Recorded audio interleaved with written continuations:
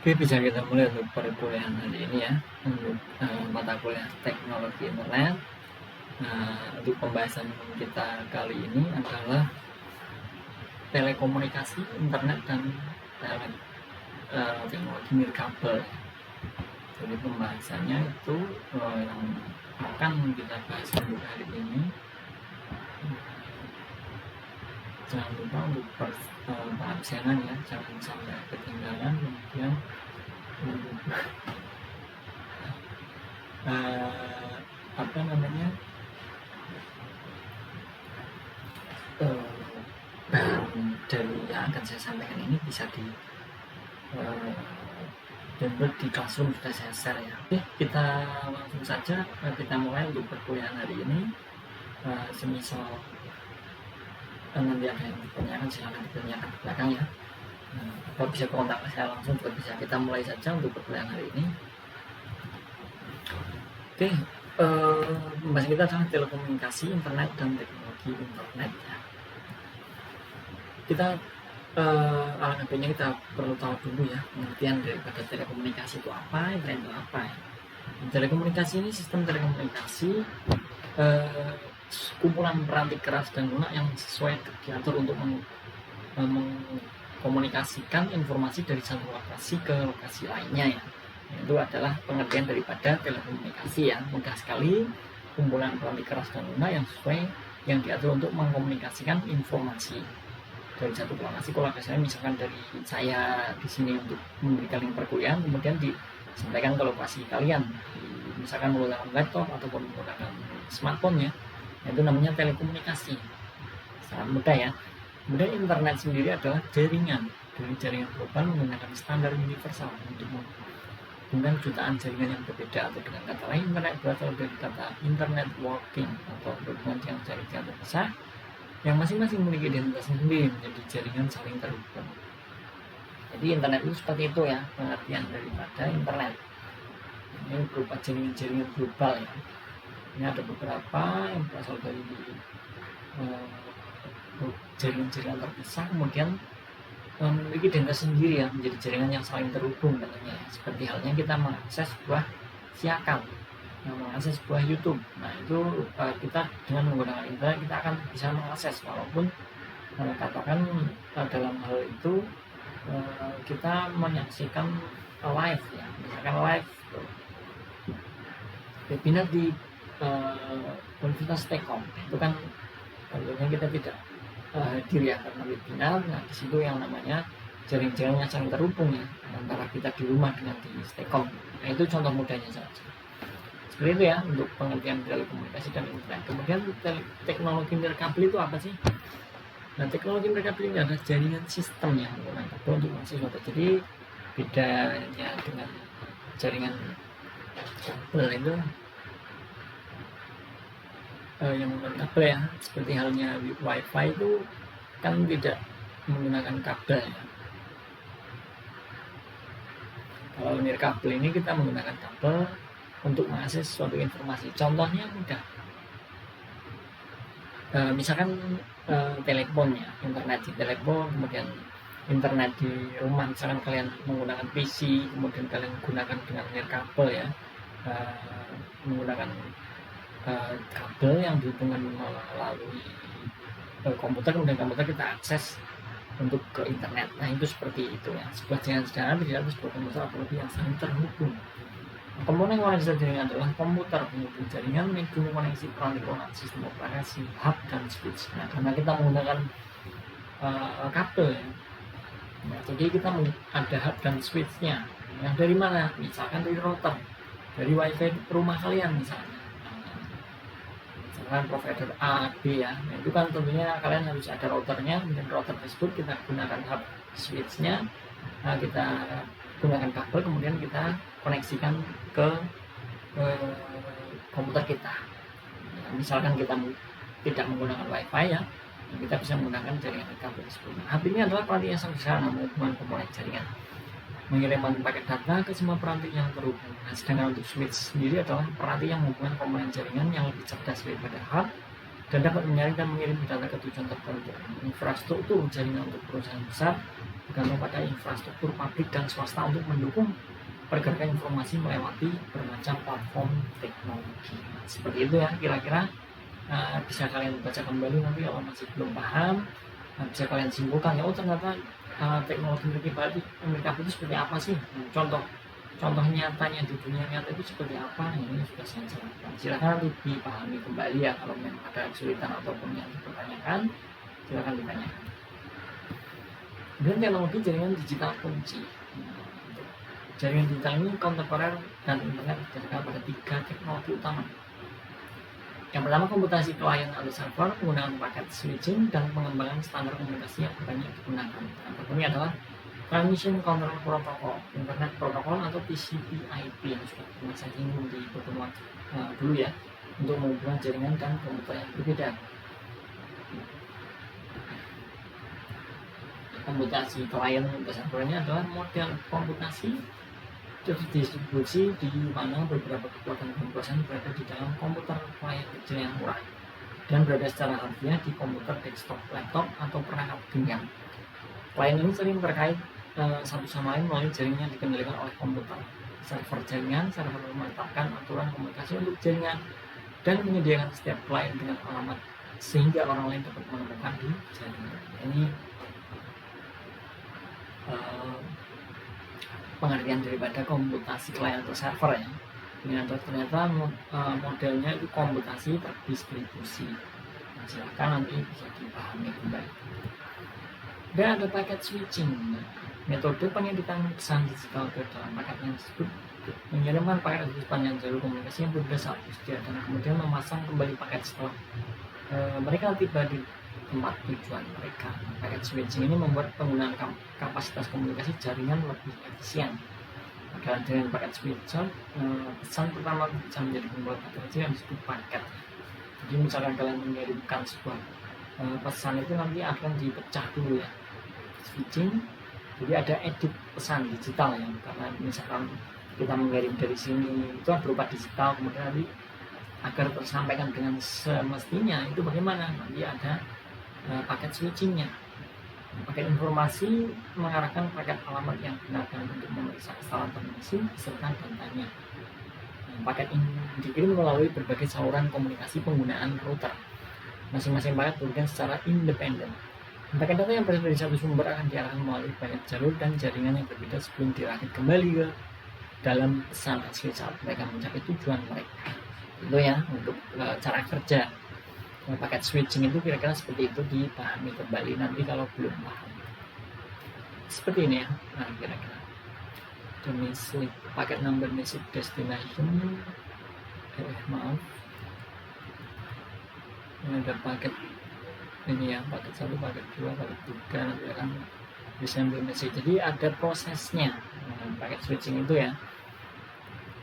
Nah, TCP/IP ini konektivitas protokol adalah seperangkat aturan dan prosedur yang mengatur transmisi informasi antara dua titik jaringan. TCP mengacu pada transmisi melalui protokol yang menangani pergerakan data antara komputer. TCP ini menetapkan koneksi antar komputer, mengurutkan transfer paket, dan mengenali paket yang dikirim. IP mengacu pada internet protokol IP yang bertanggung jawab untuk pengiriman paket dan termasuk pembuangan dan pemesanan kembali pada saat selama transmisi tersebut ya. Jadi paket yang tadi switching itu ya, itu penanggung jawab daripada paket tersebut adalah di TCP/IP tadi ya. Termasuk nanti pada saat dibongkar dan dipasang kembali pada saat pesan tersebut sampai di si penerima. Nah itu maksudnya seperti itu ya. Untuk jaringan komunikasi ada 2 cara untuk mengkomunikasikan pesan dalam sebuah jaringan, baik menggunakan sinyal analog maupun sinyal digital. Sinyal analog ini diwakili oleh bentuk gelombang kontinu yang melewati media komunikasi dan telah digunakan untuk komunikasi suara. Perangkat analog yang paling umum adalah gagang telepon, speaker di komputer Anda, atau earphone iPod Anda. Nah ini semuanya menciptakan bentuk gelombang analog yang bisa didengar di telinga Anda seperti sinyal analog ya.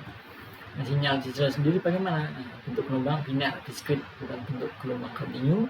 Sinyal digital mengomunikasikan informasi sebagai string dari 2 keadaan diskrit, 1 bit dan bit 0. yang diawali sebagai pulsa listrik on off. Komputer menggunakan sinyal digital dan membutuhkan modem untuk mengubah sinyal digital ini menjadi sinyal analog yang dapat dikirim melalui telepon, saluran kabel atau median kabel yang menggunakan sinyal analog. Sedangkan untuk modem sendiri kita juga perlu ya, singkatan dari modulator. Ini adalah di modulator modem kabel menghubungkan komputer Anda ke internet menggunakan jaringan kabel. Modem kabel memiliki fungsi yang sama seperti tradisional, menghubungkan komputer Anda ke jaringan kabel yang bisa berubah jaringan telepon seluler atau jaringan wifi yang seperti ini ya. Tadi sudah saya sampaikan ya, tanpa modem komputer tidak dapat berkomunikasi sama menggunakan alat. Nah, modem tersebut yang disebut modem tadi adalah router tadi ya, itu termasuk modem ya dalam hal artiannya. Nanti ada modemnya pada saat kalian memasang wifi di rumah ya, misalnya dengan provider tertentu itu ada modem yang kita diteruskan menggunakan kabel yang akan nanti diteruskan ke komputer kita ataupun laptop kita seperti itu. Nah, jenis jaringan di sini ada beberapa jaringan ya, ada yang LAN, ada LAN hingga jarak 500 meter. Misalnya digunakan tempat yang sangat jarak terbatas, biasanya satu gedung atau beberapa gedung dalam bentuk dekat. Ini tergantung ya, memang kembali lagi ke provider tadi ya. Itu jaraknya itu juga bisa disetting ya sebenarnya. Ini ada kan kampus RMU hingga jarak 1000 meter, satunya di kampus atau misalkan ya ini disesuaikan kampus. Nah, misalkan kampusnya ada 2000 meter, nanti bisa disesuaikan. Nah, untuk MAN sendiri, untuk RMU adalah kota atau daerah metropolitan ya. Nah, mungkin di kota-kota besar seperti itu ya, menggunakan jaringan MAN. Nah, untuk WAN sendiri, WAN ini lintas negara atau kepentingan global, ini yang bisa diakses di negara global ya.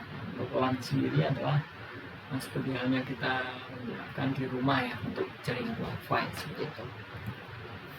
Untuk layanan internet dan alat komunikasi, internet disediakan pada teknologi client server.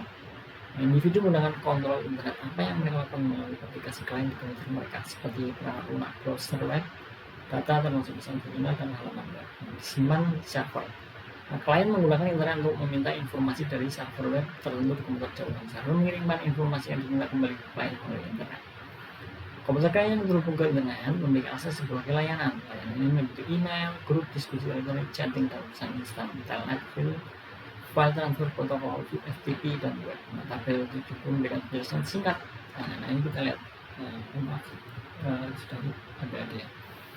Intranet dan ekstranet. Intranet adalah organisasi menggunakan standar jaringan internet dan teknologi web untuk menciptakan jaringan pribadi atau jaringan dari jaringan global menggunakan standar universal untuk menghubungkan jutaan jaringan yang berbeda. Dengan kata lain, internet berasal dari kata internet walking atau terhubungnya jaringan-jaringan terpisah yang masing-masing memiliki definisi sendiri menjadi jaringan saling terhubung ya. Itu namanya intranet.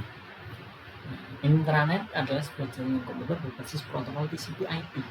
Seperti internet hanya saja dikenal dalam internal perusahaan ya, kantor, di kampus kita misalkan bangun internet ya, itu dapat dikatakan intranet. Antara intranet dapat saling berkomunikasi dengan lainnya melalui sambungan internet yang memberikan tulang untuk komunikasi jarak jauh.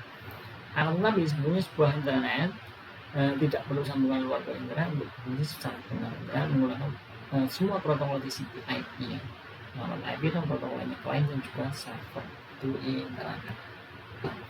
Kemudian yang berikutnya ada ekstranet adalah manajemen rantai pasokan, rancangan dan pengembangan produk dan pelatihan atau jaringan pribadi yang menggunakan protokol internet dan sistem telekomunikasi publik untuk memberi sebagian informasi bisnis atau operasi secara aman kepada penyaur, supplier, penjual, vendor atau mitra pelanggan dan lain sebagainya. Itu untuk ekstranet yang bedakan ya antara internet tadi ya.